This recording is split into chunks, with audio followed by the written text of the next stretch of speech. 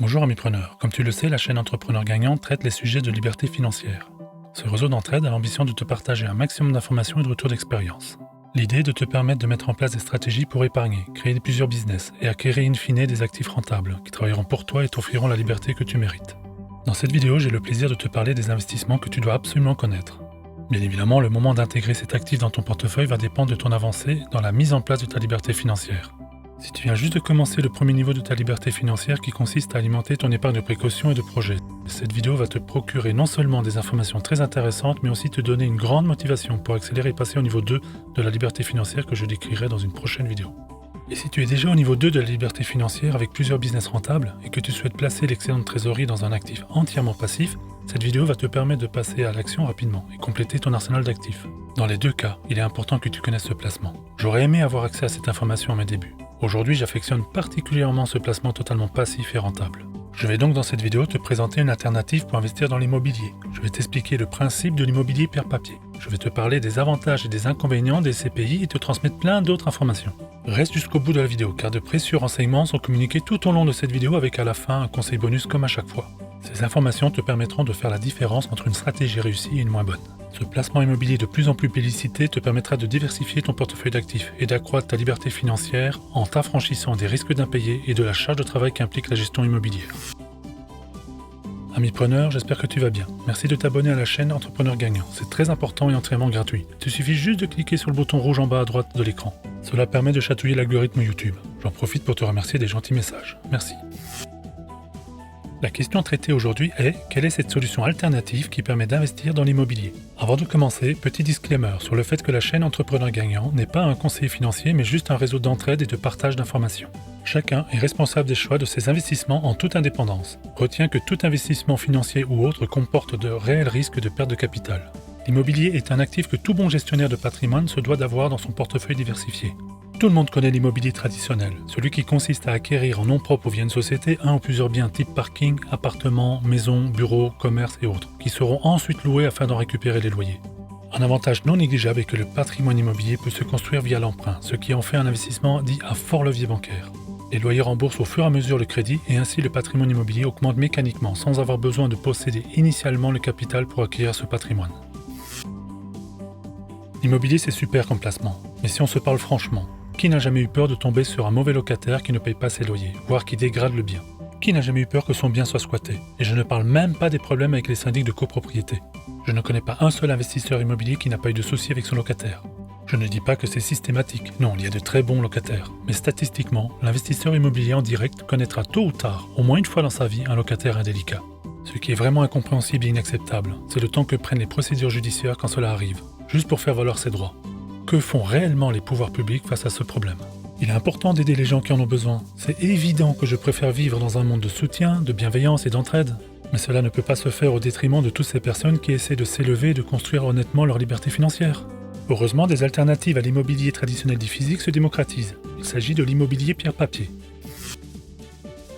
La pierre-papier désigne un actif qui correspond à un investissement sous forme de part, dit papier, permettant d'investir indirectement dans l'immobilier, dit pierre. C'est pour cela qu'on l'appelle pierre-papier.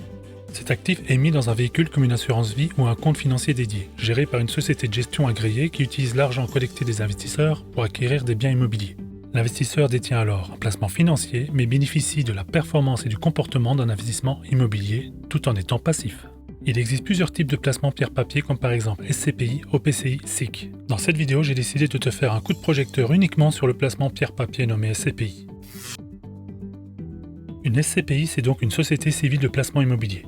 Les SCPI sont des placements de long terme dans l'immobilier peu liquide, dont le capital et le rendement ne sont pas garantis. Avec une collecte nette en augmentation de 22% en 2021 et une capitalisation totale de 78 milliards, la SCPI atteint de nouveaux records. Selon la SPIM, Association française des sociétés de placement immobilier, il y aurait actuellement plus de 209 SCPI sur le marché. Rentrons dans le détail. Pour bien maîtriser les différents SCPI disponibles, il faut que tu comprennes qu'il y a 3 types de SCPI, chacune avec son objectif fiscal. Dans chacun de ces 3 types de SCPI, tu vas avoir des SCPI organisés en 4 grandes catégories. Commençons par les 3 types de SCPI. Il y a les SCPI de rendement, il y a les SCPI de capitalisation et les SCPI fiscales. Il y a les SCPI de rendement dont l'objectif est le versement de revenus fonciers mensuels ou trimestriels. Tous les mois ou trimestres, tu touches automatiquement sur ton compte prévu à cet effet des revenus réguliers. il y a les SCPI de capitalisation, dont l'objectif est le réinvestissement automatique des loyers par le gestionnaire, pour augmenter la valeur du portefeuille immobilier via de nouveaux achats de biens. Ce type de SCPI permet de capitaliser sans avoir d'impôts à payer, car tu ne touches pas de revenus. Et pour finir, il y a les SCPI fiscales, appelées SCPI de défiscalisation, type Pinel, Malraux, monument historique, déficit foncier, etc. Comme le nom l'indique, il permet de réduire ton imposition. De toi à moi, je dois t'avouer que ce n'est pas mon type de SCPI préféré. Comme je le disais, dans chacune de ces types de SCPI, tu vas avoir plusieurs sous-catégories. Dans la première catégorie, tu trouveras des SCPI dites généralistes dédiés à un secteur précis comme les SCPI résidentiels, les SCPI de bureau, les SCPI de commerce ou encore les SCPI logistiques ou de santé. Dans la deuxième catégorie, tu vas trouver des SCPI dites thématiques qui s'articulent autour d'un thème particulier comme par exemple l'accueil et l'hospitalité. Dans cette SCPI proposée par Perial, tu auras des biens de type hôtel, clinique, crèche, chambre d'étudiants, etc. Dans la troisième catégorie, tu peux trouver des SCPI dites géographiques, qui regroupent des biens sur la base d'une zone géographique en région ou dans des pays en Europe par exemple. Et pour finir, dans la quatrième catégorie, tu as les SCPI dites mixtes, qui, comme le nom l'indique, regroupent plusieurs de ces trois premières catégories que je viens de décrire. Comme tu le comprends, il y en a pour tous les goûts. Après ces explications, tu dois te demander quels sont les avantages et inconvénients des SCPI. Cela tombe bien, j'allais justement t'en parler. Premièrement, le ticket d'entrée est plus faible que dans la pierre traditionnelle physique. Tu peux commencer à investir dans des SCPI à partir de 200 € la part. Ensuite, la gestion est entièrement déléguée à une société de gestion spécialisée, ce qui te permet une totale passivité et tranquillité. Pas de gestion d'état des lieux, pas de gestion des locataires, pas de gestion des impayés, pas de gestion des travaux, pas de gestion des factures fournisseurs et pas d'assemblée générale. Un pur bonheur. Troisième avantage, ces sociétés de gestion sont encadrées par l'AMF, Autorité des marchés financiers, ce qui leur donne des responsabilités et des devoirs dictés par l'AMF. Cela confère à l'investisseur une grande sécurité sur ce type de placement. Je t'invite à regarder ma vidéo sur les arnaques aux faux livrets où je te parle de ce qu'est l'AMF et ses missions. C'est très important. Un autre avantage non négligeable est la mutualisation des risques à travers les nombreux biens financés dans une même SCPI.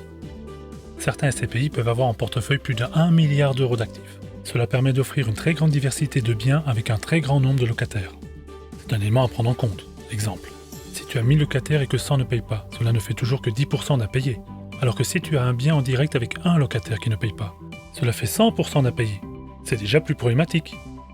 Dans les avantages et grâce à ce système, la SCPI permet d'accéder à des biens qui seraient inaccessibles pour la plupart d'entre nous.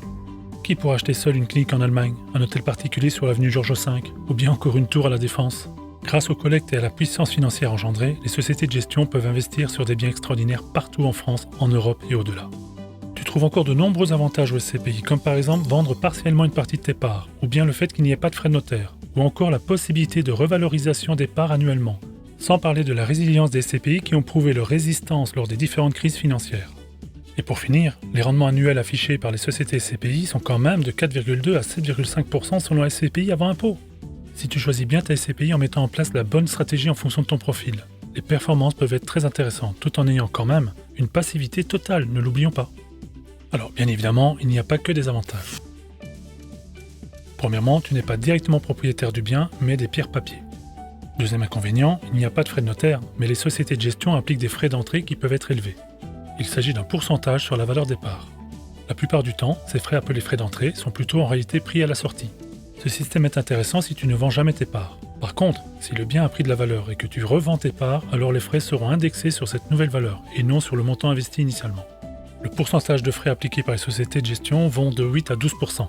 Certaines SCPI proposent une solution de cashback de 2,5% du montant investi qui vient minimiser le pourcentage des frais. En complément de ces frais dits d'entrée qui, comme tu l'as compris, sont calculés à la sortie, il y a également des frais récurrents qui correspondent aux frais de gestion et aux frais d'arbitrage, liés aux achats-reventes des actifs du portefeuille immobilier. Cela fait beaucoup de frais, mais pas de panique. La part des montants des revenus reversés sous forme de dividendes sont perçus net de tous frais récurrents. Cela signifie que le taux de distribution communiqué par les sociétés de gestion allant jusqu'à 7,5%, voire parfois plus exceptionnellement, est net de tous frais récurrents. Le pourcentage correspond bien à ton revenu perçu avant impôt. Dans ma formation dédiée au SCPI, je te présente une stratégie pour percevoir des revenus net.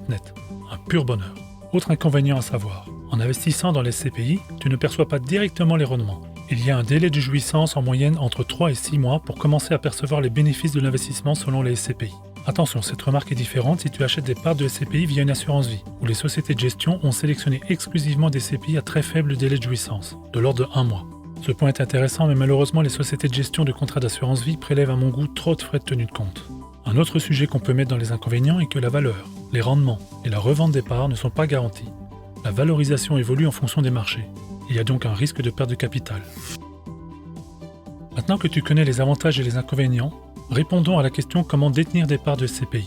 Les plus courants sont soit en détention en direct en nom propre ou via une société, soit en démembrement temporaire de propriété, c'est-à-dire en collaborant avec une autre personne ou une autre société qui va acquérir la jouissance, usufruit temporaire, des revenus généralement pendant 5 à 10 ans en échange d'une participation à l'investissement pouvant aller de 15 à 35% du coût de l'opération. Tu n'auras à financer que le reste qui correspond à la partie nue propriété. Au bout de la période de démembrement temporaire, c'est-à-dire après 5 ou 10 ans par exemple, tu récupères 100% des parts de SCPI et 100% des prochains revenus s'y rattachant, bien évidemment sans surcoût. Et pendant la période de démembrement, tu n'auras aucune fiscalité. L'usufruit, celui qui perçoit les revenus, est adapté aux personnes faiblement imposées ou ayant un déficit foncier à imputer. Les entreprises dans le cadre de la gestion de trésorerie sont aussi concernées. La nue propriété, quant à elle, convient à des personnes fortement fiscalisées, n'ayant pas besoin de revenus complémentaires dans l'immédiat, ou soumis à l'IFI, impôt sur la fortune immobilière. Le troisième moyen de détenir et acquérir des parts de SCPI est via des unités de compte dans une assurance vie. Note que seuls les 2 premiers moyens de détenir et acquérir des parts de SCPI sont finançables avec ou sans crédit. Note également que les SCPI ne sont pas éligibles au PEA. Il y a 4 façons d'acheter des parts de SCPI. Via ta banque, il suffit d'aller voir ton conseiller bancaire qui te proposera principalement des SCPI du groupe bancaire. Via un CGP, conseil en gestion de patrimoine, j'en connais de très bons. Une autre façon, c'est de passer par un courtier en ligne, ou directement par des sociétés de gestion SCPI, par exemple Perial, Prime Alliance, Quorum et bien d'autres. Je préconise de regarder l'ancienneté des sociétés de gestion SCPI et d'analyser leur résilience et performance dans le temps. Certaines de ces sociétés sont passées à travers plusieurs crises financières avec solidité. En ce qui concerne la fiscalité des SCPI, prenons le cas des parts SCPI détenues en propre ou via une société SCI transparente. Depuis la dernière réforme fiscale, les placements SCPI est considéré comme un investissement immobilier en direct. La fiscalité est dorénavant moins avantageuse qu'un placement financier. En effet, les revenus générés par des parts de SCPI sont à la fois taxés au taux marginal d'imposition dans la rubrique revenus fonciers, et pour les biens situés en France, ils sont soumis en plus aux prélèvements sociaux au taux de 17,20%. Et pour ceux qui sont concernés, c'est-à-dire qui possèdent un patrimoine net immobilier de plus d'1,3 million après abattement des 30% de la résidence principale, les parts de SCPI sont intégrées à la base taxable de l'IFI. Pour finir, concernant les cessions des parts SCPI, tu es dans le cadre des plus-values immobilières classiques. En bonus, je te transmets un conseil que j'applique autant que je peux. Ne mets jamais tes œufs dans le même panier. Même si l'immobilier n'a jamais vraiment connu de baisse durable, l'investisseur avisé cherchera à diversifier son patrimoine avec d'autres actifs. Livrets garantis, obligations, actions, métaux précieux, etc. Tu l'as compris, le mot d'ordre est diversifier, diversifier et encore diversifier, dans un portefeuille mais également au sein d'un même type d'actifs. Point aussi important à noter, comme pour les livrets bancaires, attention aux arnaques ou faux SCPI. Comme pour tous tes investissements, toujours avoir le réflexe de vérifier les listes noires auprès de l'AMF. Retiens également que les résultats passés ne préjugent jamais des résultats futurs. Amis preneurs, j'espère que cette vidéo sur l'investissement dans l'immobilier per papier type SCPI t'a plu. Je reste bien évidemment disponible pour toute question complémentaire. Merci pour ton attention et ton écoute. Tu peux commenter pour échanger et partager avec le réseau d'entraide. Ne pas hésiter à liker, cela me fait très plaisir. Abonne-toi à la chaîne si ce n'est pas déjà fait. Tu peux également activer la cloche pour être averti des prochaines publications de vidéos. J'en profite pour te remercier pour tes messages de bienveillance. Amis preneurs, prends soin de toi et de tes proches. À bientôt.